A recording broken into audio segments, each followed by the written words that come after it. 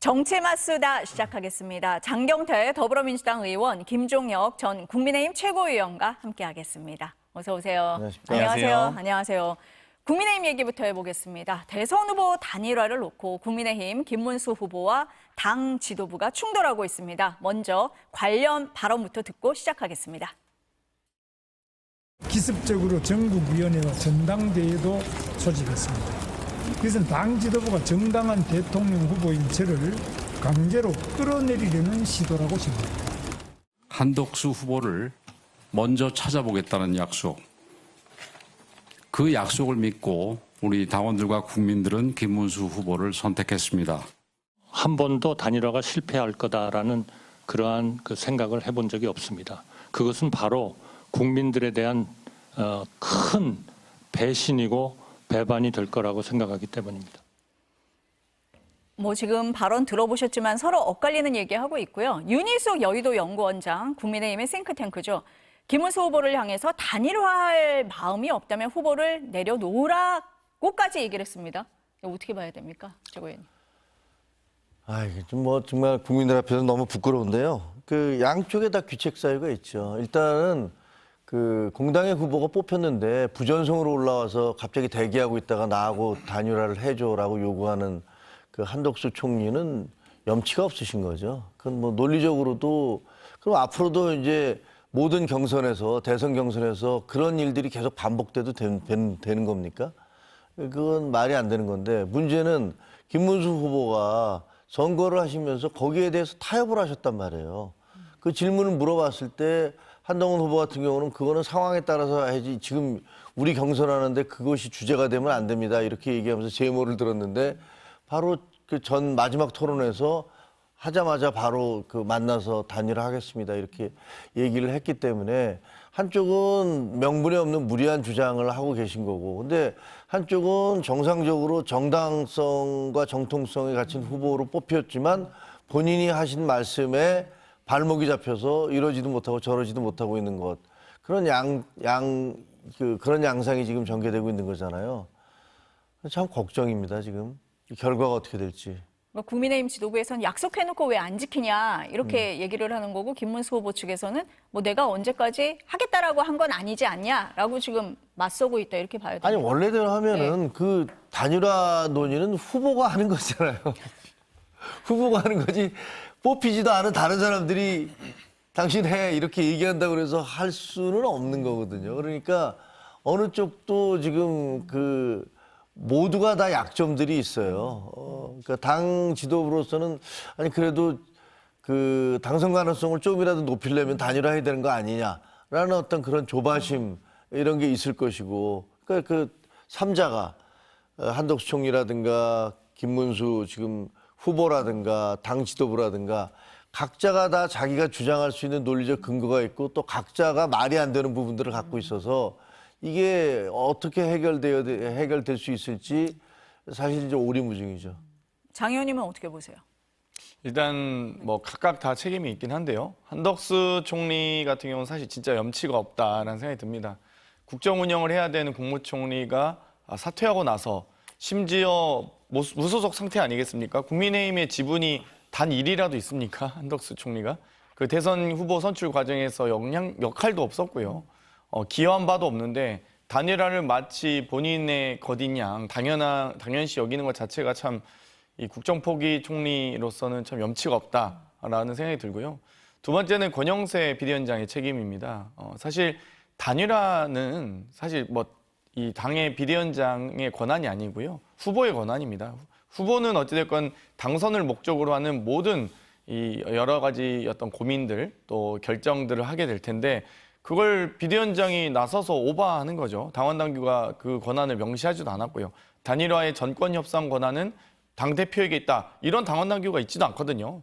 심지어 저희 당하고 좀 민주당하고 다르게 국민의힘은 당무 우선권이라는 조항을 명시하고 있는 정당입니다. 그러면 대통령 후보는 다른 공직선거와 다르게 국회의원 후보 또는 하다못해 서울시장, 경기도지사 후보와 다르게 전국에서 가장 높은 민주적 정당성을 부여받는 후보거든요. 당대표보다 더 민주적 정당성을 부여받습니다. 그렇기 때문에 대통령 후보에게는 사실상 전권에 소위 비상대권이라고 할 정도의 권한을 주어지는 것이거든요. 그런데 지금 권영세 비대위원장이 마치 단일화를 종용하는 듯, 뭐 예를 들면 이 대선 후보가 단일화 관련 협상에 돌입하기도 전에 먼저 선제적으로 나서서 심지어 뭐 대선 후보가 원하지도 않는 여론조사, 당원 조사를 강행하는 모습들을 보면서 본인의 권한 밖의 권한을 행사하고 있기 때문에 그 부분에 대한 책임 물을 수밖에 없고요.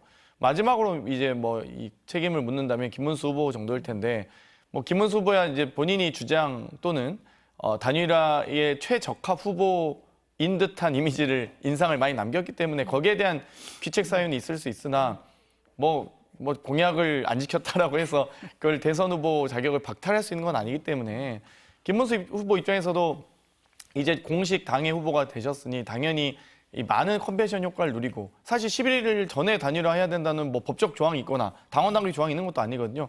만약 본인이 판단하기에 25일 정도가 됐을 때 단일화 효과가 가장 높다라고 생각하면 그건 대통령 후보에게 권한이 있는 것이죠. 그런데 그런 것들을 깡그리 무시하고 지금 당 지도부가 저렇게, 또 심지어 지금 비대위 상태 아니겠습니까? 아무런 민주적 정당성이 없는 비대위가 뭐 물론 의원총회에서 선출되긴 했습니다만 이 당 지도부란 비대위가 대선 후보를 선출된 지 또 얼마 안 된 대선 후보를 압박하는 모양새 자체가 지금 콩가루 집안의 모습을 보고 있는 것 같다는 생각이 듭니다. 두 분 말씀을 들어보니까 각자 다 할 말은 있지만 다 또 책임도 있다, 이렇게 말씀을 하고 계십니다. 최고위원이 앞서서 말씀을 하실 때 단일화 논의는 후보들 간에 하는 거 아니냐라고 말씀을 하셨어요. 그래서 오늘 저녁 6시에 국민의힘 김문수 후보와 무소속 한덕수 후보가 만난다는 거잖아요. 만나면 좀 달라지겠습니까? 네거티브 잘 안 될 것 같아요. 왜냐하면 이제 김문수 후보가 굉장히 빈정상한 그쪽 취재를 해보니까 굉장히 빈정이 상해 있더라고요. 왜냐하면 이거 뭐 내가 후보가 당선되자마자 3시간 만에 나를 쫓아와서 빨리 단일화를 해라라고 나를 밀어붙였다. 그리고 우리 그 당사의 백드롭이라고 뒤에 이제 설치하는데 거기에 현수막에다가 내 이름 쓰는 것도 거부했다. 그리고 후보 사진을 찍는데 똑같은 장소에서 옆에서 한덕수 총리도 같이 사진을 찍게 했다. 이게 무슨 장난치는 거냐. 그리고 그 후보 포스터를 2번을 인쇄를 하는데 내 이름과 한덕수 그 후보를 똑같이 2번으로 지금 인쇄를 하고 있다. 돈이 들지만 그냥 그렇게 하고 있다. 뭐 이런 식의 주장들을 하고 있는 거예요, 지금. 이러면서 나를 그냥 불쏘시개로 갖고 놀려고 그랬던 거지, 뭐 이런 주장을 하시는 것 같아요. 그것 때문에 굉장히 감정이 상해 있어서 저분이 이제 만약에 그냥 버티면은 방법이 없잖아요. 다른 방법이 뭐 전국위원회를 여네, 무슨 그 전당대회를 하네라고 얘기하지만 그 정식 절차에 따라서 된 분이 김문수 후보이기 때문에 거기다 대해서 만약에 가처분 신청이라도 내거나 이러면 정말 당은 막 대선을 앞두고 후보와 2명의 대통령 후보가 탄생을 해서 그 2명의 대통령 후보가 법적인 다툼을 한다? 이거 진짜 있을 수 없는 일이잖아요. 그러니까 이런 사실을 알고 있기 때문에 아마 김문수 후보는 내가 버티면 어떡할 건데? 뭐 이렇게 생각하시는 것 같아. 그래서 지금 6시에 만난다고 그러잖아요. 그것도 뭐 저분 만나서는 분명히 양보하세요, 당신께서. 이렇게 얘기를 하실 것 같아요. 그러면 이제 분명히 또 한덕수 총리는 여론조사는 제가 더 높지 않습니까? 이렇게 나올 것이고, 그러면 여론조사야 뭐 상황에 따라 얼마든지 변하지 않습니까? 이렇게 옥신각신할 가능성이 있고, 그다음에 김문수 후보는 다른 후보들, 뭐 홍준표, 나경원, 뭐 이런 후보들을 만나서 지원군을 좀 얻으려고 하는 그런 모양새잖아요. 그래서 이게 굉장히 좀 어려운 상황이어서 단일화가 얼마나 쉬울지, 그러니까 아마 굉장히 어려운 상황으로 가는 건 맞습니다. 그리고 이렇게 서로 잡음이 너무 많이 나서 이렇게 되면 단일화를 했을 경우에 그게 너무 우리 당원들이나 국민들에게 상처를 줘서 이게 얼마나 시너지 효과가 있을까, 이런 부분도 굉장히 우려되는 부분이 있는 것도 부인할 수 없고요. 그러니까 저희로서는 정말 안타까운 일들이 벌어지고 있는 거죠. 후보들끼리 직접 처음 만나는 자리이긴 하지만 걱정되는 부분이 많다, 이렇게 보시는 거고 장 의원님 어떻게 보세요? 일단 단일화는 시기와 효과 두 가지 측면에서 고려할 수밖에 없는데요. 어찌되었건 김문수 후보 입장에서도 선거 목전에 또 사전투표 전날 뭐 이런 식으로 약간 이 빅데이에 단일화하고 싶겠죠. 당연히 뭐 김문수 후보라고 해서 당선되고 싶지 않거나 그런 마음은 아닐 거라고 보고요. 그렇다고 한다면 지도부가 당연히 적극 대선 후보로 선출된 김문수 후보에게 협력을 해야 되는데 전혀 협력을커녕 뭐 사실상 하대하듯이 이렇게 이 모욕감을 느끼게끔 하는 것 자체가 전 정말 이해가 가지는 않고요. 시기적으로 어찌됐건 김문수 후보 입장에서도 11일 전에 해야 될 이유가 없습니다. 그리고 사실 뭐 11일 이전에 꼭 해야 되는 건 뭐 한덕수 총리 정도가 아마도 이제 대선 후보로 등록할 때 국민의힘 후보로 등록하고 싶은 그 마음일 뿐인 것이지 김문수 후보 입장에서는 아니 정당한 당원 당규대로 선출된 공식 국민의힘의 대통령 후보이신데 그거를 굳이 다른 무소속 후보의 일정에 맞춰서 본인이 해줄 이유, 하등의 이유가 없는 것이거든요. 본인은 어쨌든 둘 다 당선을 목표로 한다면 물론 이제 무소속 후보가 됐을 경우에 여러 가지 정당의 이 어떤 선거지원금이나 이런 혜택들이 한덕수 후보 무소속 후보로 단일화될 경우에는 뭐 그런 부분은 안타깝습니다만 그것도 한덕수 후보의 책임인 것이죠. 국정 운영을 해야 될 사람이 갑자기 정당도 없이 그래서 정당 창당을 하면서 뭐 하다못해 정몽준 과거의 후보도 뭐 국민통합 20일인가 이런 정당을 창당하면서 나오거든요. 근데 그런 아무런 준비 노력도 없이 대통령만 하겠다라고 지금 나온 거기 때문에 그거는 제가 보기엔 한덕수 후보가 당연히 져야 될 귀책 사유인 거지 김문수 후보가 감당해야 될 몫은 아니고요.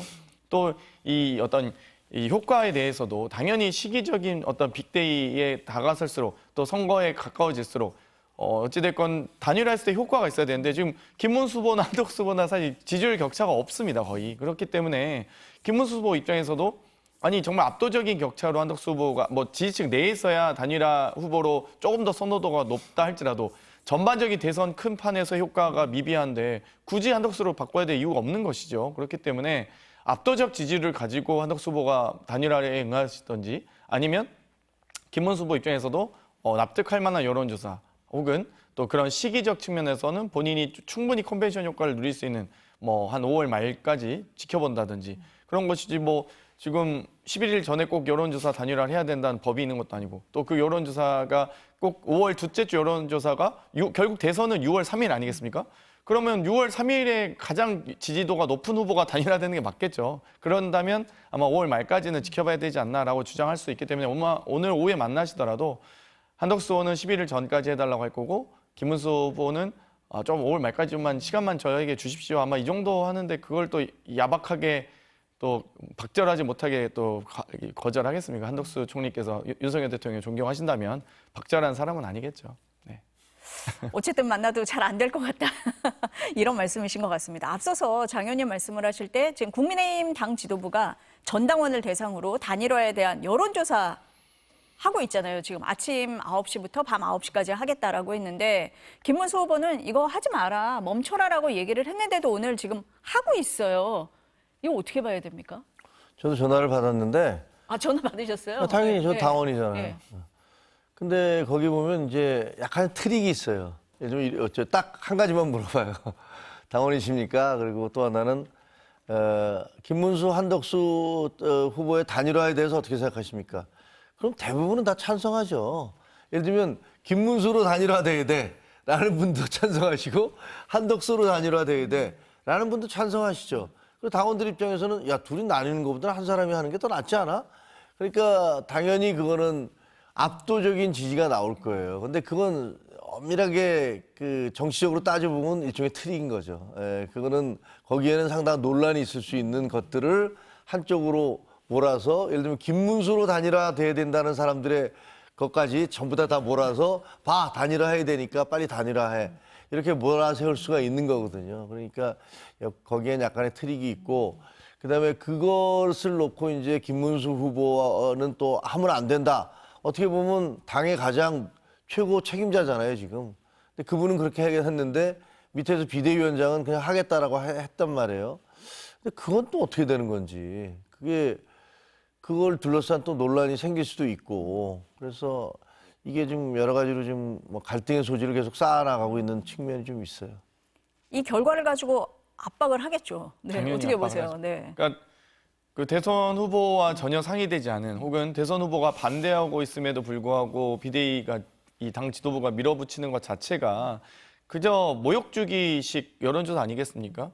그리고 단일화, 대통합 반대하시는 사람이 없을 겁니다. 뭐 아마 민주당 당원한테 물어보셔도 단일화 아마 찬성이 높을 것 같은데요. 그러니까 그 정도로 정말 이 여론조사 자체가 의미가 없는 얘기죠.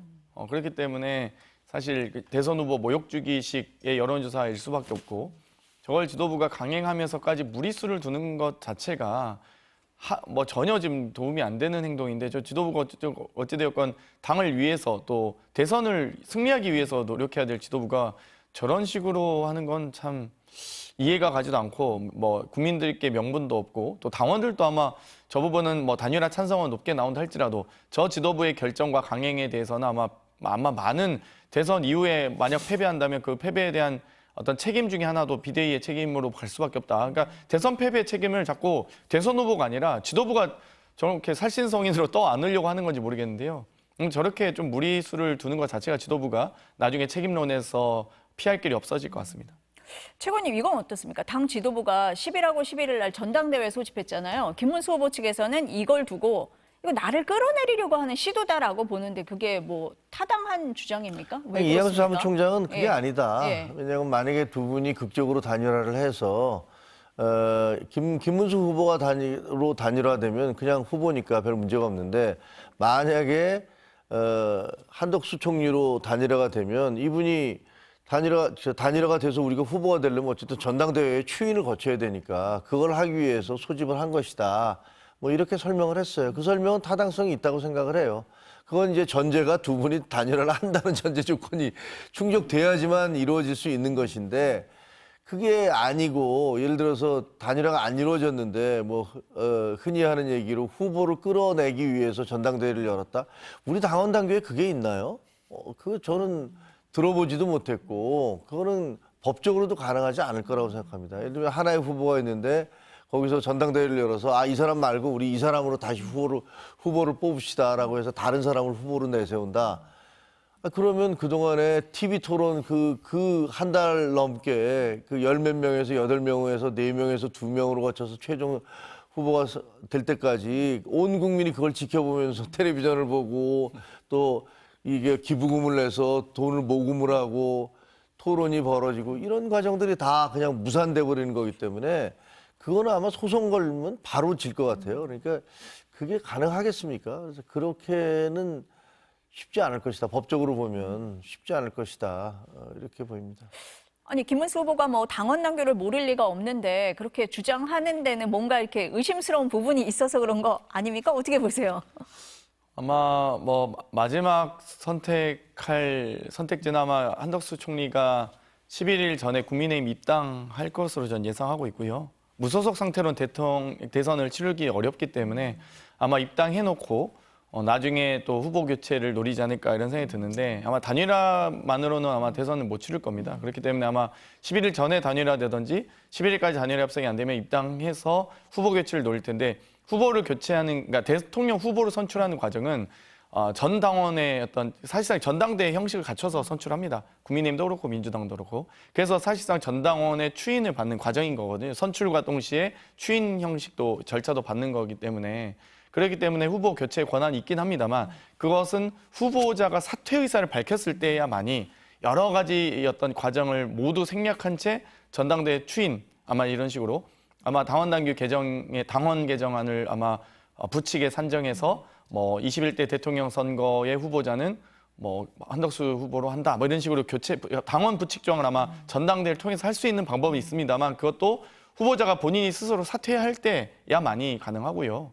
그냥 끌어내리는 건 거의 불가능하겠죠. 근데 이제 다만 11일까지 이 단일화를 압박하기 위해서 전당대회를 소집해 놓은 것이라 보고요. 아마 그때까지 저는 단일화 안 된다고 봅니다. 그리고 김문수 후보 입장에서도 너무 억울하죠. 그 3차 경선까지 하면서 애쓰고 정말 고생해서 뚫고 올라왔는데 거기에 일도 기여하지 않은 지금 한덕수 총리가 공짜로 달라고 하는 거잖아요. 그렇기 때문에 아마 저는 뭐 11일 정도쯤 뭐 한덕수 총리 후보가 아마 국민의힘에 입당하지 않을까 그렇게 봅니다. 입당을 한다 하더라도 이미 인쇄가 돼서 2번 후보로는 그때 되면은 김문수 후보 이렇게 2번으로 나가서 인쇄가 다 공보물이 다 끝났을 그렇죠. 텐데 예. 그러면 그거 만약에 사퇴하면은 우리 당에서 다시 뽑았을 때 그 사람을 다시 2번으로 이름을 바꿔서 인쇄를 할 수 있는 건 아니잖아요. 보통 이제 그래서 단일화 효과는 선거 공보물로 노리는 게 아니라 물론 또 여러 이제 미디어 매체가 있기 때문에 뭐 후보자가 바뀌었을 때는 공보물에 대한 어떤 그런 부분은 좀 부족할 수 있지만 아마 투표 용지 인쇄 기한까지 아마 단일화 노력하겠죠. 뭐 근데 뭐 사실 너무 얕은 수에 뻔한 수라서 다 예측하고 있습니다, 저희도. 근데 두 분 말씀을 들어보니까 시간은 김문수 후보 편인 것 같은데요. 그렇죠. 이렇게 되면은 네. 당연히 그렇죠. 그러니까 오늘 만남에서도 김문수 후보가 뭐 그런 점을 좀 염두에 두고 만날 것 같다 뭐 이런 생각이 들기도 합니다.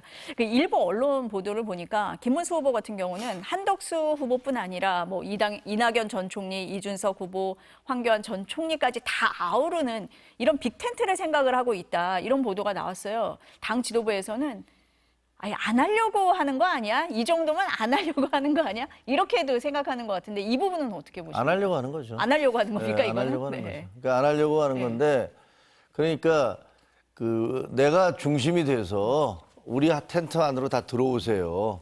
제 이렇게 김문수 텐트 안으로 다 들어오세요 하는 얘기죠. 그렇죠. 그거는 이제 다른 예를 들어서 이준석이나 뭐 이낙연이나 대선 후보 등록을 한다 하더라도 그건 이제 포기를 하면 되니까 그럼 이제 그 부분은 다 날아가니까 정치적으로 우리 안으로 들어왔습니다라는 것들을 이제 홍보하기 위한 건데 아니 그러려면 11일 안에 이루어지는 건 불가능하잖아요. 그건 아예 불가능한 거고 그러니까 선거 과정에서 뭐 지난번에도 그 투표 6일 전에 안철수, 윤석열 뭐 며칠 전에 단일화가 이루어졌잖아요. 단일화라는 게 이제 한 사람이 포기하고 나 이 사람 지지하겠습니다 이거잖아요. 그러니까 결국은 거기 인쇄는 다 돼 있지만 거기 이제 투표장 가면 이 사람은 사퇴했습니다 이렇게 써 있으니까 거기다 찍으면 사표가 되는 거고 그러니까 그래도 뭐 이 사람이 내가 지지하던 사람이 누구를 지지하니까 이 사람을 찍어야겠구나 이렇게 될 텐데 그렇게 되면 사실 그 큰 효과가 없죠. 큰 효과가 없는데 그래서 지금 일단 아까 말씀하신 대로 김문수 후보 입장에서는 결국은 시간이 내 편이다. 내가 정통성과 정당성을 지니고 있다. 그러니 나는 내가 계속 이런 식으로 버티겠다라는 그런 입장이신 것 같아요. 장 의원님은 어떻게 보세요? 이 빅텐트 구상. 보통 이제 예. 빅텐트 주장하신 분들이 본인이 후보자가 되고 싶을 때 빅텐트 주장하거든요. 그러니까 지금 김문수 후보가 빅텐트 주장하면서 이낙연 후보 지금 후보 등록하셨는지 모르겠는데요.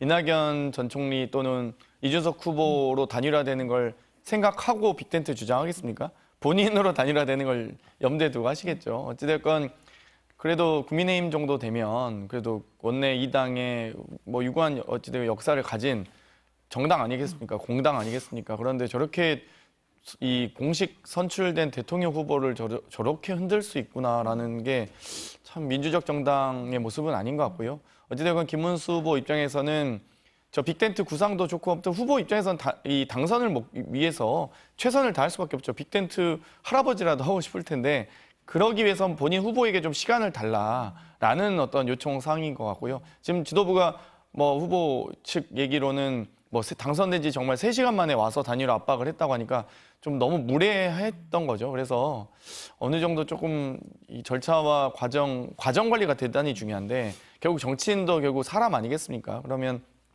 여러 가지 이 모욕주기식의 어떤 과정이기보다는 충분히 예우하면서 지도부가 이 관리를 했으면 과정 관리를 했으면 저렇게까지는 안 됐을 것 같은데 참 안타깝습니다. 그 후보로 나섰던 홍준표 전 대구시장이요. 미국 간다고 하셨었는데 SNS에 국민의힘 경선 과정을 강하게 비판을 했습니다.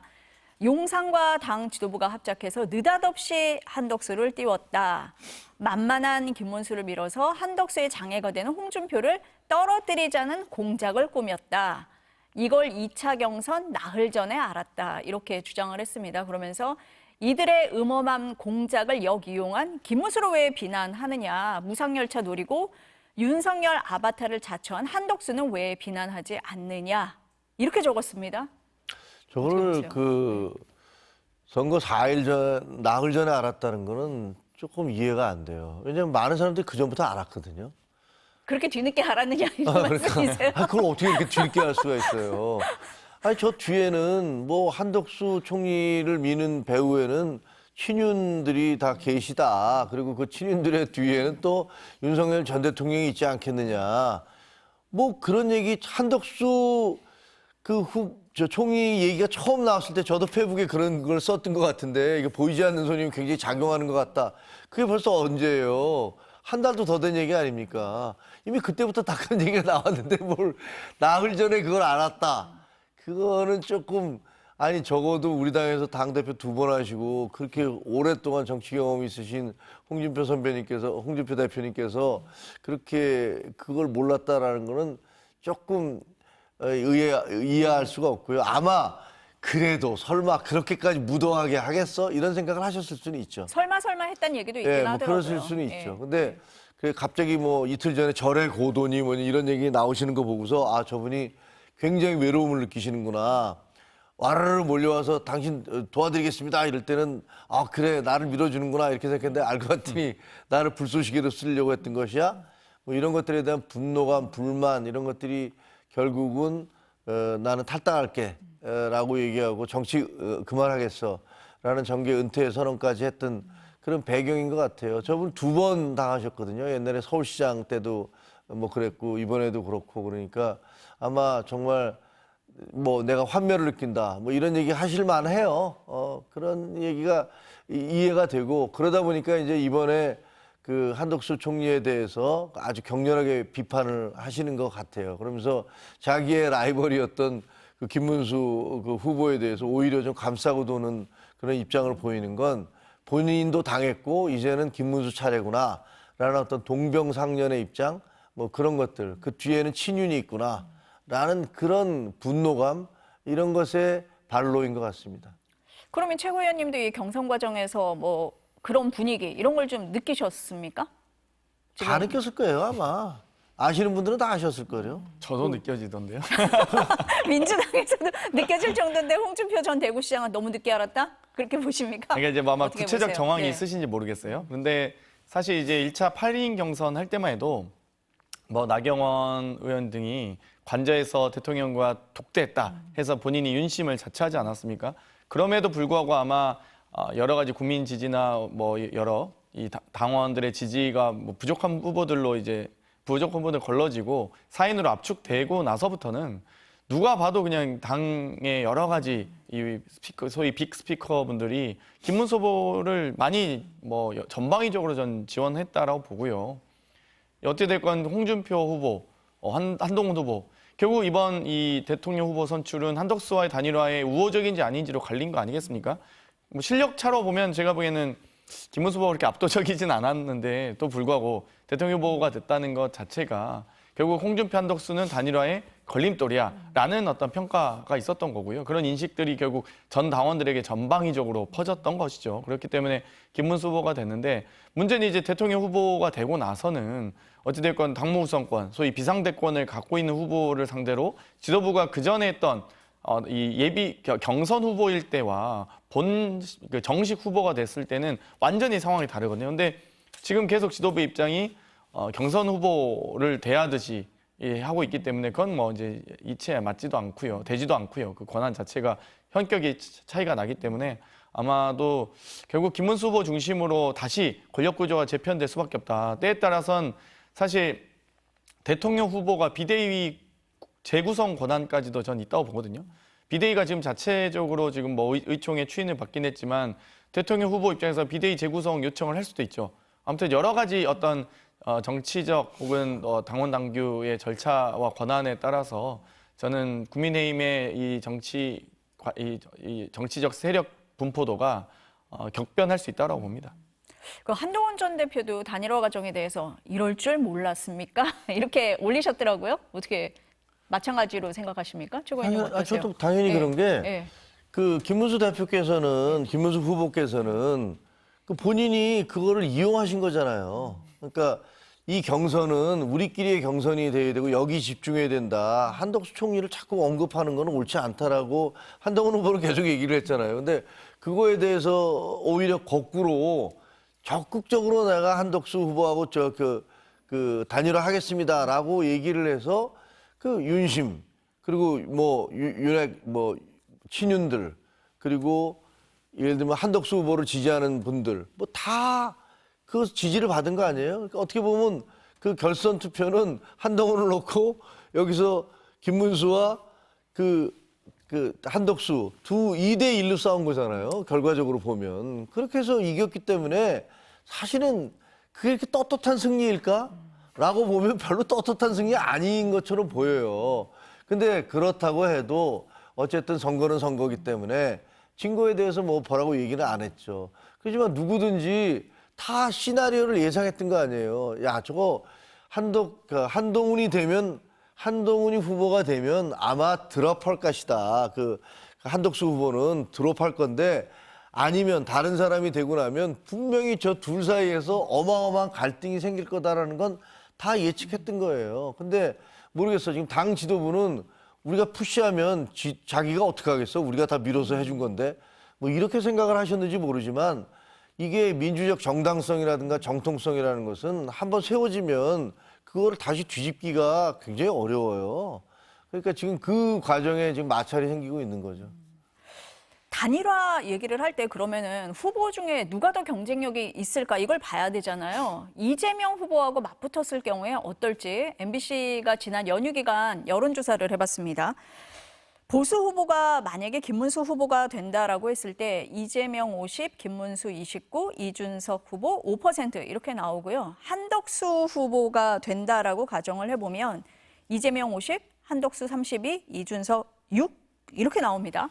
누구하고 붙어도 이재명 후보의 지지율은 변동이 없습니다. 근데 두 사람을 보니까 별 차이 없는데요? 어떻게 봐야 됩니까? 도끼인 게 액긴이죠. 뭐 따지고 보면 그래서 김문수 후보는 저렇게 주장할 수가 있죠. 아, 당신하고 나하고 다른 게 뭐가 있는데 우리의 이런 정통성과 정당성까지 훼손해가면서 당신에게 그 후보를 만든다는 게 도대체 무슨 의미가 있는데 그럼 그러고 나면 당신도 굉장히 취약적일 거다. 왜냐하면 남의 왕관을 뺏어간 사람이라는 비판을 계속 받을 건데 당신이 그런 비판 받으면서 싸워서 될 수가 있겠느냐.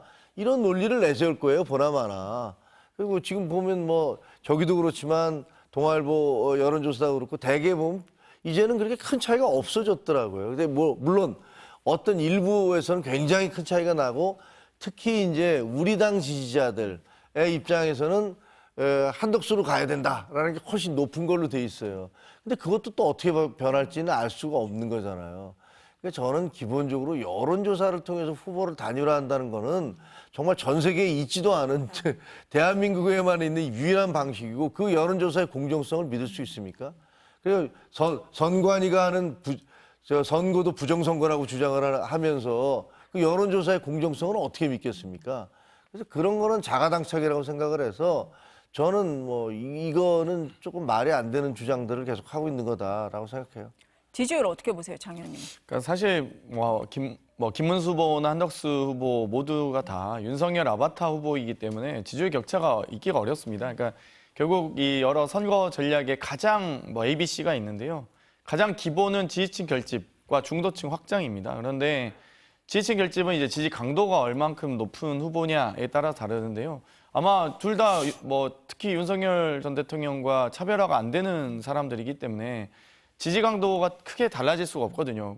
그리고 나서 그 다음으로 봐도 이 소위 중도층, 그러니까 중도 확장성이라고 하는 것은 어떤 국민적 평가가 어떠냐인데 한덕수 총리나 김문수 장관 누가 봐도 그냥 친윤, 윤심 이런 정도 아니겠습니까? 그러다 보니 지금 김문수 후보 입장에서도 저 여론조사가 지금은 저렇지만 대선 후보로서 이제 공식 당의 후보가 돼서 전방위적으로 또 본인이 당권을 행사하면서 후보의 행보를 할 경우에 경선 후보와 이 본선 후보는 또 다르거든요. 그러면 제가 보면 저 지지율도 충분히 바뀔 수밖에 없다. 그리고 이 당의 여러 가지 그 당의 자산들을 활용한다면 당연히 저는 김문수 후보가 저건 충분히 뒤집을 수도 있고요. 실제 3% 정도면 실제 이재명 후보의 지지율을 깎아온다든지 혹은 압도적 지지율에 본인이 좀 우세를 보여야 되는데 깎아오지도 못하고 실제 이 격차 자체도 오차범위 내 정도거든요. 3%면. 그렇기 때문에 전혀 우위에 있지 못한다고 봐야 되겠죠. 오늘 저녁 6시에 김문수 후보와 한덕수 후보가 만난다고 하는데 두 분 말씀을 들어보니까 어쨌든 쉽지 않은 자리가 될 것 같습니다. 민주당으로 좀 넘어가 보겠습니다. 민주당은 대법원 판결 이후에 법원 변수에 가장 신경을 쓰는 모습인데요. 회의 발언부터 들어보시겠습니다. 조이대 사법 쿠데타는 가장 유력한 대선 후보 이재명을 제거하려는 명백한 사법 살인 시도입니다. 민주당은 법이 부여한 모든 권한과 수단을 동원해 정치 판사들의 대선 개입과 이에 편승한 내란 세력의 준동을 막을 준비를 하고 있습니다. 조희대 대법원장에게 공식 요구합니다. 일체의 대선 개입 행위를 중단하고 대선 선거 기간 중 잡혀있는 모든 후보들의 공판 기일을 대선 이후로 연기하십시오. 이재명 후보는 중립을 지켜야 할 국가기관과 총체적으로 대결하는 것 같다. 이런 얘기도 했는데요. 오늘 오전에 서울고법이 이재명 후보 측의 재판기일 변경 신청을 받아들여서 대선 이후입니다. 6월 18일에 첫 공판을 하겠다. 이렇게 했습니다. 먼저 장 의원님 어떻게 보십니까? 일단 이 대통령 탄핵 인용 이후에 헌정 질서가 회복되는 과정이었습니다. 헌법이 정한 60일 이내에 대통령 후보를 선출하게 되어 있고요.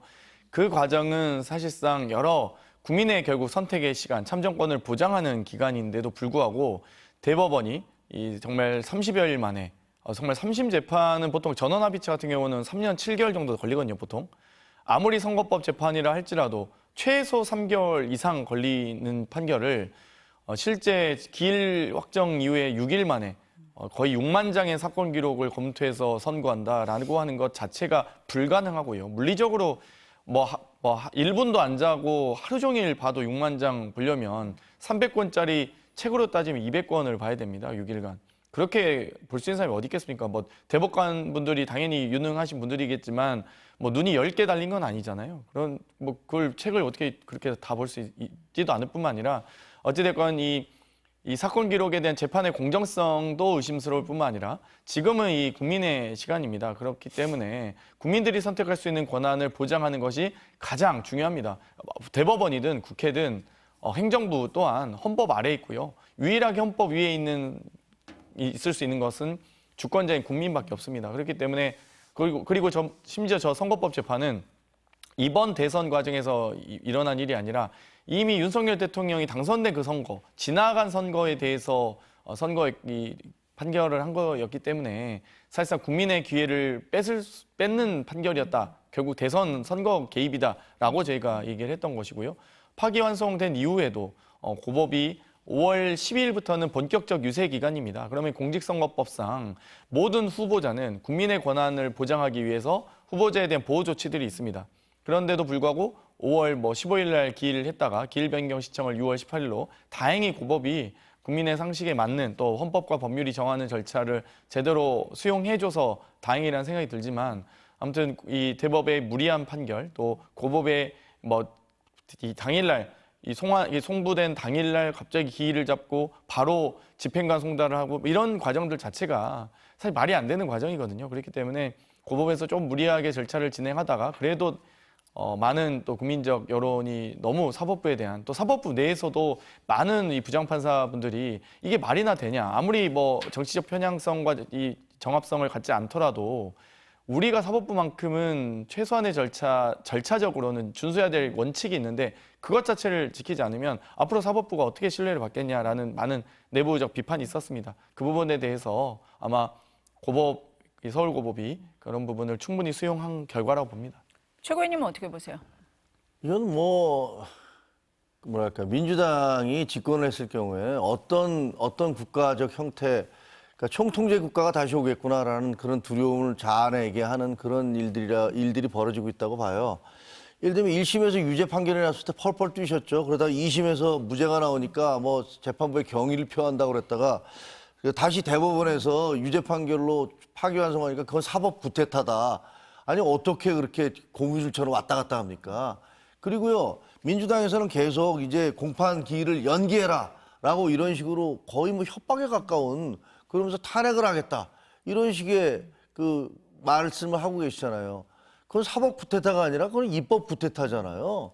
아니 다수결 그 의석이 많으면 본인들이 원하는 대로 법을 마음대로 만들어낼 수도 있는 겁니까? 예를 들어서 피고인이 대통령 되면 공판을 정지시키는 그런 법안을 통과시키겠다. 이게 누굽니까? 당연히 본인이잖아요. 지금 이재명 대표. 아니 법원에서든 검찰에서든 본인과 관계되나 본인의 친척과 관계된 그런 사건은 기피하도록 돼 있습니다. 재척 사유가 되는 거잖아요. 이거 피해야 돼요. 근데 민주당에서는 자기 당의 대표, 자기 당의 후보가 관련된 것을 버젓이 법안으로 만들어서 자기 당의 후보를 보호하려고 합니다. 이게 말이 되는 겁니까?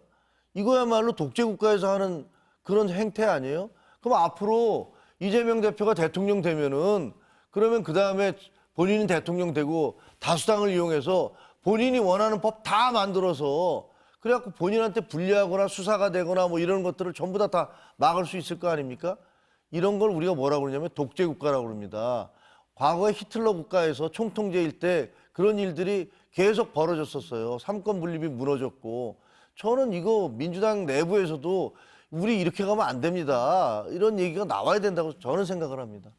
지금 말씀하신 법안이 지금 법사위 소위를 통과한 법안을 말씀하시는 것 같고 오늘 행안위에서 허위사실 공표죄 개정안도 있는 부분을 말씀하시는 것 같아요.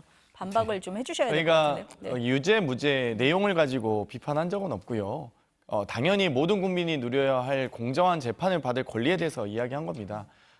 여러 2심에서도 당시 2심에서 상당히 많이 고심 끝에 또 심지어 합의부도 아니고 대등재판부였습니다. 그렇기 때문에 정말 이 법적 경력이 높으신 많은 이 판사 세 분이 대등재판부에서 정말 조목조목 따져서 무죄를 선고했거든요.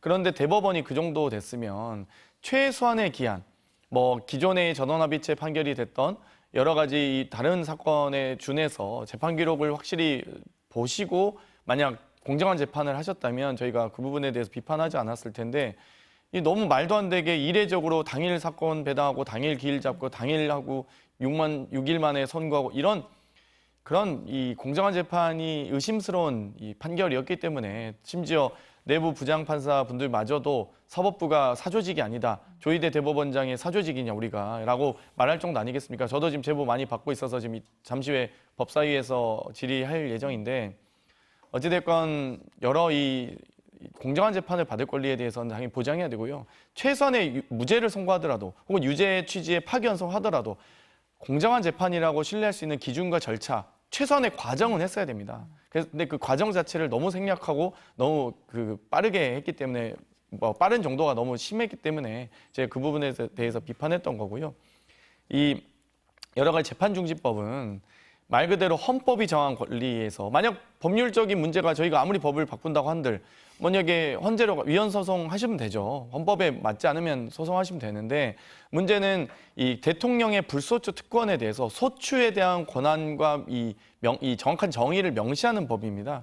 사실 소추가 지금 뭐 공소가 안 된다, 뭐 재판이 안 된다 여러 가지 의미가 있지만 소추에 대한 의미는 이 폭넓게 공소와 공소 유지에 따른 재판까지도 해석하는 것이 많은 헌법학자 또 법률가들의 의견이기 때문에 사실 그게 거의 다수설이자 정론이기 때문에 저희가 그 소추에 대한 의미를 정확하게 구체적으로 명시하는 것뿐이지 저희가 뭐 헌법정을 바꾸겠습니까? 뭐 갑자기 없는 권한을 새롭게 부여하겠습니까? 그런 게 아니거든요. 그렇기 때문에 그 부분에 대해서 재판중지법은 사실상 헌법이 정한 권한을 구체적으로 명시하는 거고요.